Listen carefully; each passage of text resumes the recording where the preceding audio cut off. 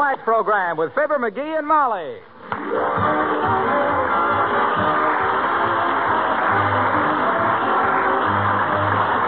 The makers of Johnson's Wax for home and industry present Fibber McGee and Molly, written by Don Quinn and Phil Leslie, with music by the King's Men and Billy Mills Orchestra.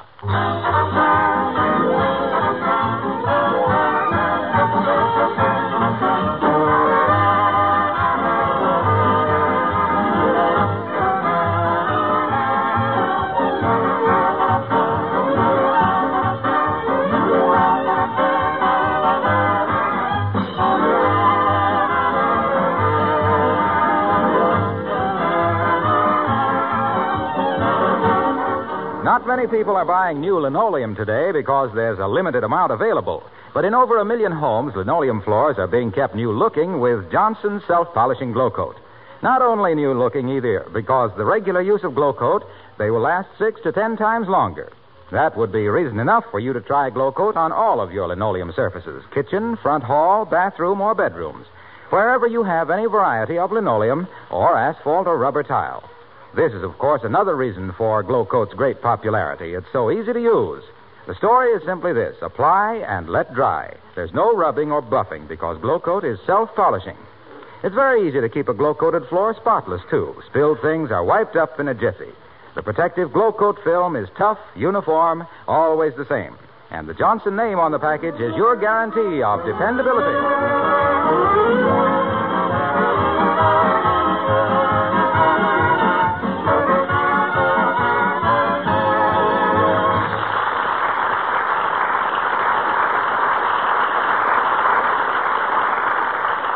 Fortunately for his wife and his close neighbors, the Squire of 79 Wistful Vista is not a profane man because he's just got his monthly bank statement. And you know what that does to Mr. McGee of Fibber McGee and Molly.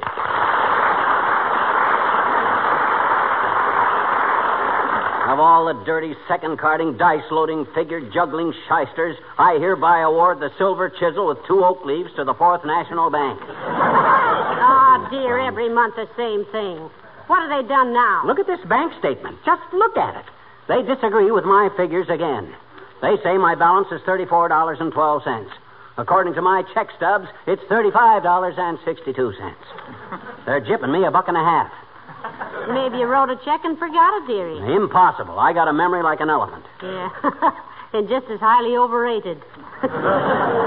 You've never yet nailed a bank in a mistake, have you? Oh, haven't I? Well, how about the time they spelled my name Flitter McGee? No, I mean a financial mistake. Well, they're not perfect. How about this $1.50? Say, by the way, didn't you buy a book for $1.50 last month? A book? On glass blowing? Oh, my gosh, I did at that. Doggone it, and I was sure I had them this time. Well, even if you had, they're entitled to a mistake now and then. Bankers are only human. I'm not so sure of that either. I never did decide what old man McDonald was. He's got eyes like a mackerel, a voice like a bull, the soul of a hyena, and a handshake like a bucket of guppies. Well, personally, I like him. Well, so do I, doggone it. And he'd be so easy to hate, too. By the way, dearie, why did you want that book on glass blowing?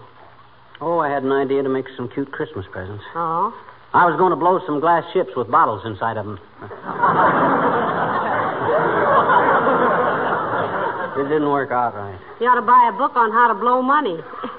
I'm sure you could have blown $1.50 more intelligently than that. Hello, Mrs. McGee. Hello, Mr. McGee. Oh, hello, Alice, dear. Hi, Alice. Hey, what business do you do business with? What bank do you do business with, kid? Where do you bank your dough? In the Darling Security. The what, Alice? The Darling Security. My left stocking. Why? Oh. Well, by George, I think I better try that. Then I wouldn't be getting into these rat races with the Fourth National every month. There's never been a run on the Fourth National, McGee. Alice's bank has had several. Not only that, but every once in a while I paint my stockings on with that liquid stuff. And one day after I applied it, I spent 20 minutes trying to stuff $18 into it. You can't do it. Besides stocking your dough in your sock is very inconvenient, McGee. You have to go into a phone booth or a dark corner to make deposits and withdrawals. Then I'm going to get me a money belt and carry it around my waist. Oh, well, I'll get you one for Christmas, Mr. McGee. What size belt do you wear? I wear a size Well, never mind. I'll keep my dough under a loose brick in the fireplace. All right. Were there any phone calls for me today? Oh, yes, Alice. Corporal McCluskey called. He didn't leave any number, though. Oh, I've got his number, believe me. I gave him the gate.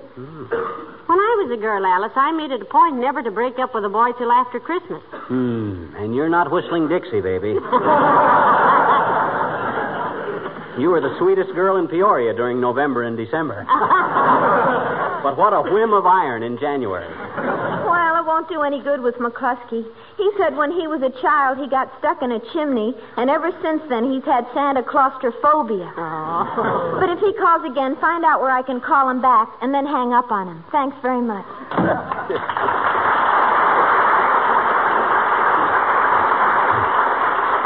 You know, it's a good thing I didn't know as many boys when I was young, McGee. Why, Molly?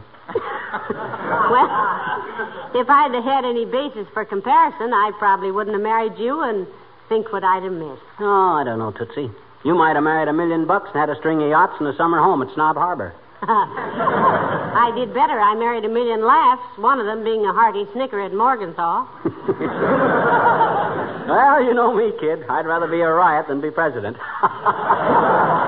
You get it? I didn't say right. I says riot, which I consider a rather clever use. Ain't funny, McGee. Oh, well, I haven't tried one of those for a long time. Can't always have luck with the yuck. There are days when even the best of us can... Come in. Oh, hi, painkiller. Hello, Dr. Gamble. Hello, Molly. And good day to you, liverwurst. What do you mean, liverwurst? I mean, if you don't get out and get some exercise, you'll have the worst liver on my entire roll call. Oh, now, Doctor, he does setting up exercises every morning. Betcha. He sets up, shuts off the alarm clock, and falls back unconscious. Well, anyway, you're not exactly a model of physical perfection yourself, Doc. You got the profile of a basketball smuggler. Well, look who's talking. With that pot of yours, you ought to spend your life standing under a rainbow. Oh, yeah? Well, come on outside, and I will, Si. A rainbow is just the sun shining through a big drip. McGee, now stop it. The doctor didn't come in here to be insulted, did you, Doctor? No, I didn't. Came in here to insult him. And by the way, short snort, here's your monthly bill. A bill for your Well, can you equal that? Too doggone cheap to buy a 3-cent stamp. Doc, you're so tight-fisted you're a menace to doorknobs. Why, you're cheaper than my cousin Gurney, who was a counterfeiter and still got the first dollar he ever made. Why, if you... Now, McGee, please. We'll send you a check in a day or so, Doctor. Thanks. Got a cigarette, McGee? Cigarette? No, I haven't, Doc. I have a cigar? No, thanks. Just want to smoke, not fumigate. Those cigars of McGee's are pretty strong, Doctor. He inhaled one once, and I had to give him artificial respiration for 40 minutes. Ah, strong my clavicle. Pure Havana wrapper. That isn't a wrapper, sonny boy. That's a shroud. You sure you haven't got a cigarette lying around? Haven't been able to buy any all day. Sorry, Doc. Nary a gasper. Oh, well, maybe one of my patients will be a cigarette smoker. I can order him to lay off for a few days and smoke his myself. Well, I better be running along. Don't be in a hurry, Doctor. Well, I got to get to the hospital, Molly. Have a few ejections to perform. You mean injections, Ignatz? I mean ejections. We're short of beds, and I have to throw out a few gold-bricking patients who just check in to get their backs rubbed and steal some Kleenex. See you later.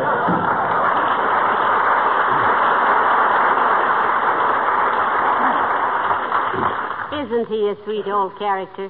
He's a tight-fisted old buck hunter. That's what he is. The idea of bringing me a monthly statement. It's unethical. Dunning a patient in person, I got a good mind to report him to the AMA. How much is the bill? Oh, I don't know. I didn't even look. Let's see. Oh, my gosh. How much? Nothing. Nothing. It says... Well, we owe him at least $18. What does it say, dearie? Charges canceled in lieu of Christmas present. Ah. And a Happy New Year. Signed, Kris Kringle Gamble. Isn't he a sweet old character? Dear. And we couldn't even give the poor lad a cigarette. Dad, drat it, you know what I'm going to do? I'm going to find old Doc some cigarettes if I have to climb George Washington Hill on my hands and knees. Hand me the phone. Billy Mills in the orchestra, and there goes that song again.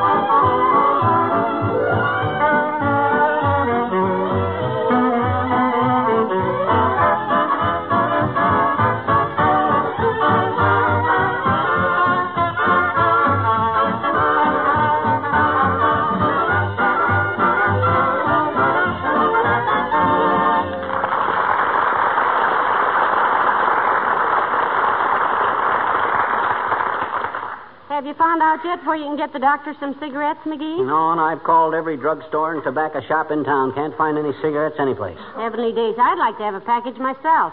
You? Why, you never smoked a cigarette in your life. I know, but that's how these shortages affect people. Huh?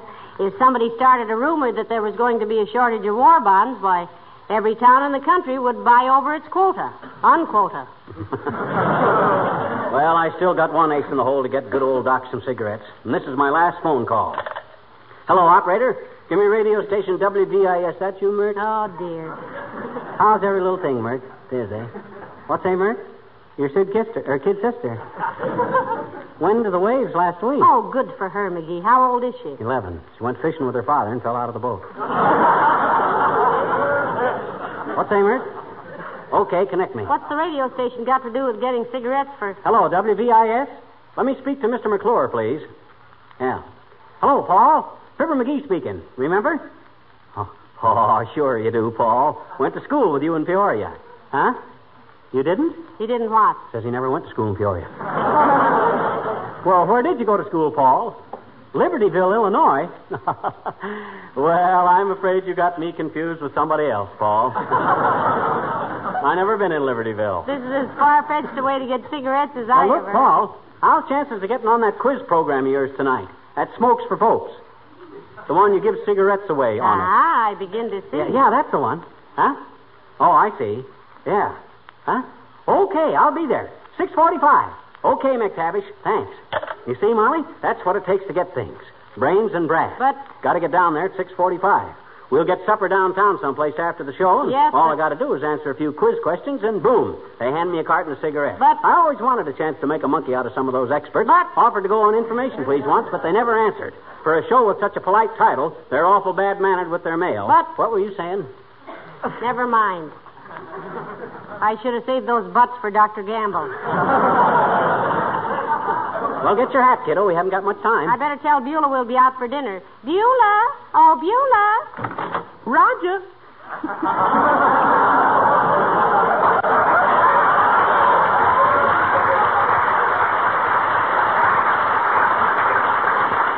Look, Beulah, I and Mrs. McGee will be out tonight for dinner. Take the evening off if you want to. Well, thank you very much, sir.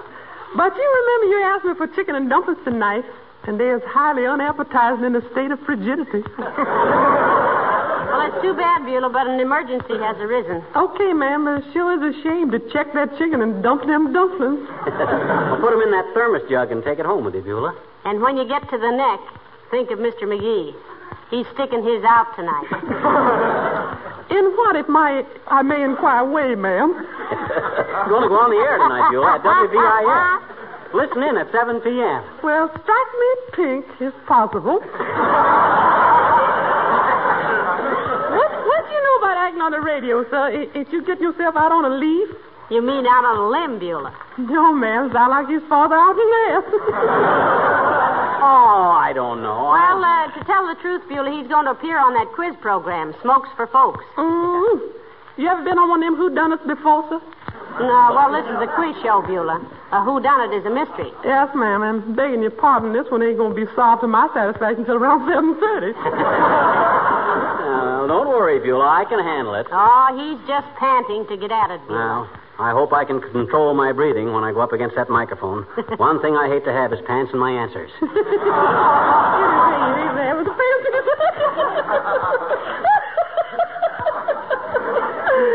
Love that man.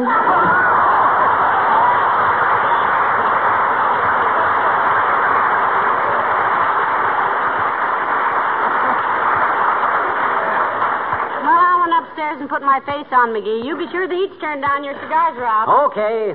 Ah, there goes a good kid. Yes, sir. And here she comes back. I just happened to think, McGee, if you can't get 2 tickets for the studio, I'd just soon stay home and listen. No. Don't worry your little bobby pins about that, Angel Puss. I'll get us in. Now, you hurry up and slink into your mate. All right, I was merely trying to be helpful. Yes, sir. A good kid. Forget my own name. My gosh, what is my name? Oh, I know. Now what? Come in. Hi, mister. Oh, hello there, Teeny. What you got your hair on for, mister? You just get home, huh?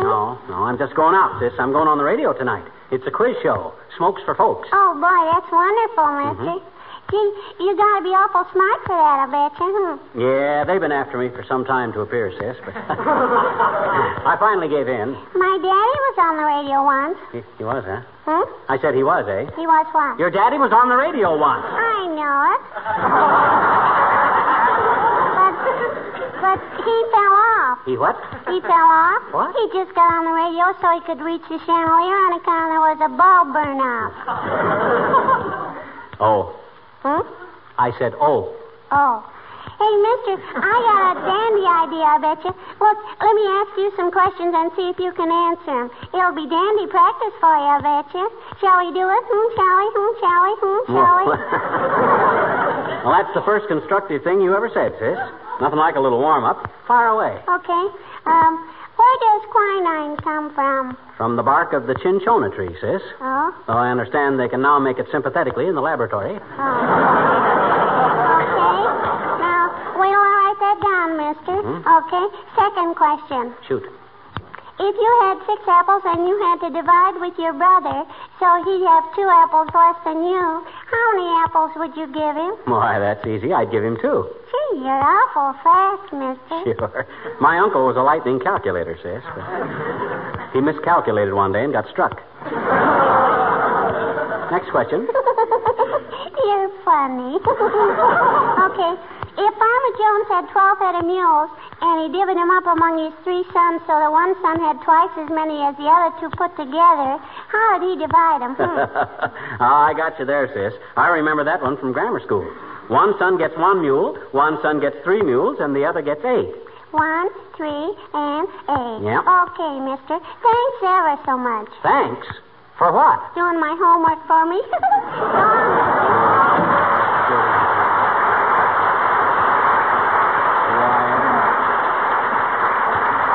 Well, I'll be Why, that little... all the... I'm all ready to go, McGee. Who are you talking to? Oh, that kid from across the street. And you know, I still think that kid is a midget. Well, come on.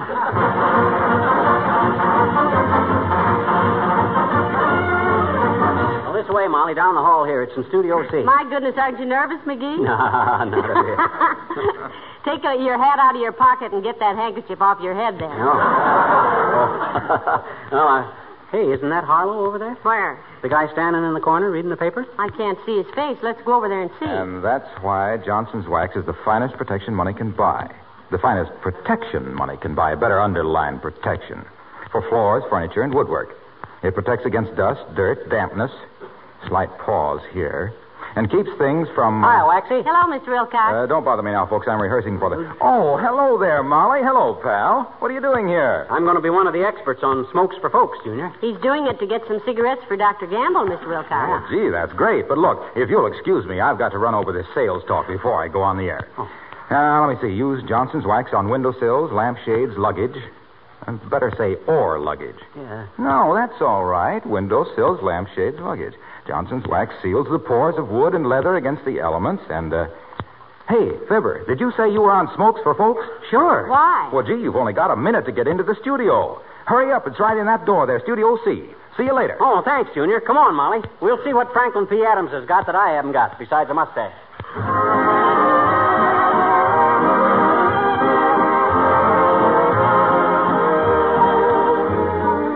Here are the King's Men singing Tooraloo-la-loo-row.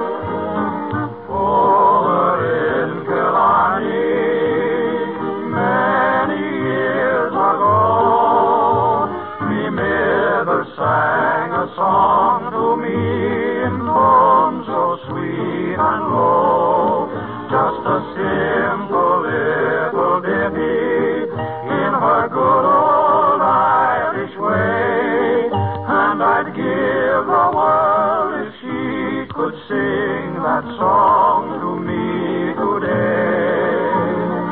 Tooraloo-ra-loo-ra, tooraloo-ra-lie, tooraloo-ra-loo-ra. Hush, now don't you cry. Tooraloo-ra-loo-ra,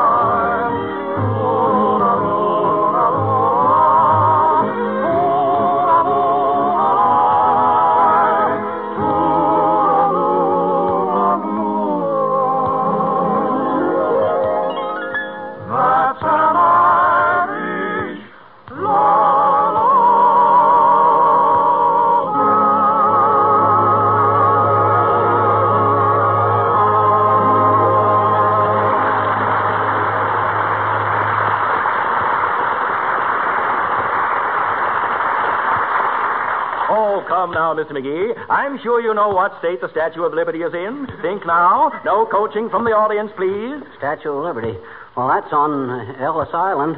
And Ellis Island is... Think hard, Mr. McGee. And by the way, how do you like this new jersey I'm wearing? Oh, that's very good looking. But don't waste my time now. I'm trying to think. You have 25 seconds left, Mr. McGee. In what state is the Statue of Liberty? McGee, it's in New... Please, no coaching. New York.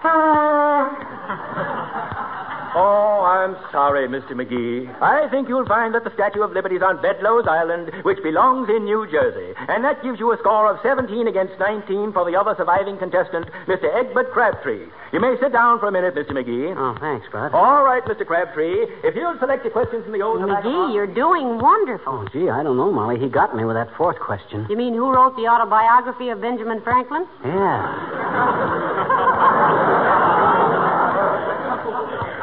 Who did? Well, I don't know, and I don't think it's a fair question. My goodness, a person can't read every book that's printed. Oh, I should say not. And I don't see why... Boy, listen to him hiss that guy Crabtree. No, they're asking us to keep quiet. Huh? Oh. Listen. Now, take your time on this question, Mr. Crabtree. Here are 3 questions about dancing. You get 2 out of 3. First, what dance originated in Hawaii? Well, I think it's the, No coaching. No coaching, please.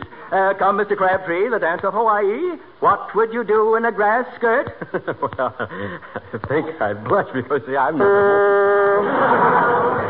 Time's up on that one, Mr. Crabtree. It's the hula. Second question, what is a popular dance tune in South America? The waltz? No, Mr. Crabtree, the waltz is not a South American dance. Well, the waltz is just one revolution after another, so naturally I thought... The samba, Mr. Crabtree. Now, the third question. What dance around 1912 was named after a bird? The, bird. Foxtrot? Oh, no, a fox isn't a bird. I'm talking turkey to you, Mr. Crabtree. Your time is almost up. I can't seem to think. Oh, I'm sorry, Mr. Crabtree. It's the turkey trot. Sit down, please. All right, Mr. McGee. If you'll step up to the microphone again, your last question. If you answer correctly, you will beat Mr. Crabtree by 1 point. Well, let's get at it, Bud. I'm here on business. Hand me a question. Take a question out of the old tobacco box, Mr. McGee. Some of them are squirrely, but it's all for Hurley, the burly cigarette that's secretly blended with rubber. So the ashes bounce right off your vest. All right, Mr. McGee, have you selected a question? Yes. That's fine. And here's your question. Name 10 American Indian tribes. 10 Indian tribes, eh? Be a feather in my cap if I answer that one, won't it, Bud? No wasting time, Mr. McGee. Better get started. 10 Indian tribes. Okay. Osage, Potawatomis, Shawnees, Illinois, Crows, Delawares, Navajos, Ottawas. How many is that? That's 9. 1 more to go, and you'll be the winner. Come now, 1 more Indian tribe. Oh, my gosh, I certainly ought to be... Of course, if you lose, nobody can sue you. Sue you. Oh, why should anybody sue me? You're trying to confuse me. 30 seconds to go, Mr. Key. 1 more Indian tribe. Apache! No coaching, please. Apache!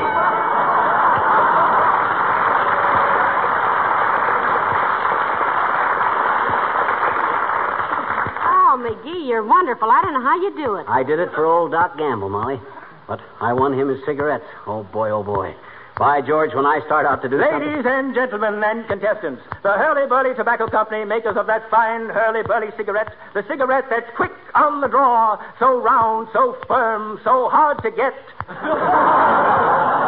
Thanks you all for being here for Smokes for Folks. For the loser tonight, Mr. Egbert Crabtree, a carton of Hurley-Burley cigarettes. And for the winner, Mr. Fibber McGee, this beautiful gold-mounted cigarette holder. Well, I'll be a cigarette holder. Oh, sure.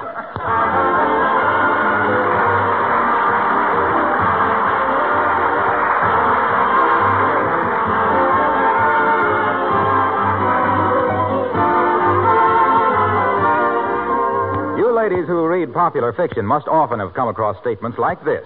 Lydia Lush smiled as she stepped into the lovely living room with its attractive furnishings, its polished wax floors.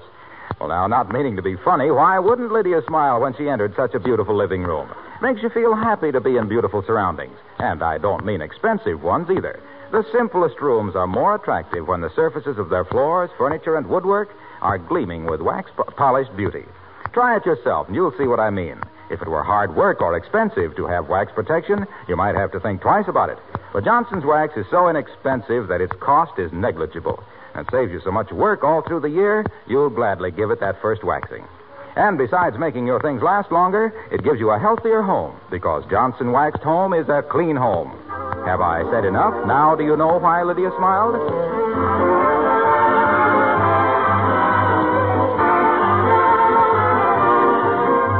Hey, Molly, I'm writing a new song. You want to hear it? What's it about? I'm going to release it to the public when cigarettes come back. What's the name of it? Inhale Columbia. Oh. Speaking of songs, ladies and gentlemen, we've had so many requests for Ken Darby's musical setting of The Night Before Christmas. We're going to do it next week. Good night. Good night, all.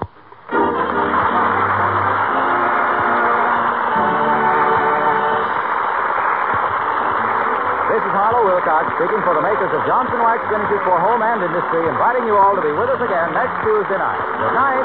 This is the National Broadcasting Company.